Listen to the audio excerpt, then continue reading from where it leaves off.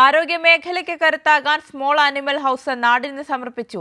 MG സർവകലാശാലയുടെ നേതൃത്വത്തിൽ Kottayam പുതുപ്പള്ളിയിലാണ് animal house ഒരുക്കിയിട്ടുള്ളത്. ഈ കേന്ദ്രം ഉത്തമ മാതൃകയാണെന്ന് ഉദ്ഘാടനം നിർവഹിച്ച ഉന്നത വിദ്യാഭ്യാസ മന്ത്രി ഡോക്ടർ ആർ ബിന്ദു പറഞ്ഞു. കേരളത്തിന്റെ ആരോഗ്യമേഖലയ്ക്ക് കരുത്തായി മാറുവാൻ കഴിയുന്ന സ്മോൾ ആനിമൽ ഹൗസാണ് മന്ത്രി ആർ ബിന്ദു നാടിന് സമർപ്പിച്ചത്. പുതുപ്പള്ളി തലപ്പാടിയിലെ inter university centre for biomedical research and super speciality ഹോസ്പിറ്റലിലാണ് ആനിമൽ ഹൗസ് ഒരുങ്ങിയത്.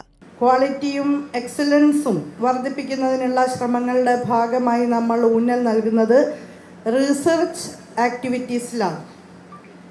ഗവേഷണാത്മക പ്രവർത്തനങ്ങളെ പ്രോത്സാഹിപ്പിക്കുന്നതിനും ഗവേഷകർക്ക് ആവശ്യമായ അടിസ്ഥാന സൗകര്യ വിപുലീകരണത്തിനും വലിയ പ്രാധാന്യമാണ് ഈ സർക്കാർ നൽകിയിട്ടുള്ളത്.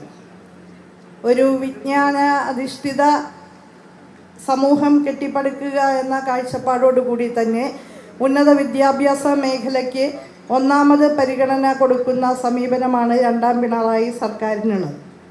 തിരുവനന്തപുരം ശ്രീചിത്ര തിരുനാൾ ഇൻസ്റ്റിറ്റ്യൂട്ടിന് ശേഷം കേരളത്തിലെ രണ്ടാമത്തെ വലിയ സ്മോൾ ആനിമൽ ഹൗസാണിത്. ഇവിടെ 4000 എലികളെ സൂക്ഷിക്കാൻ സൗകര്യമുണ്ട്.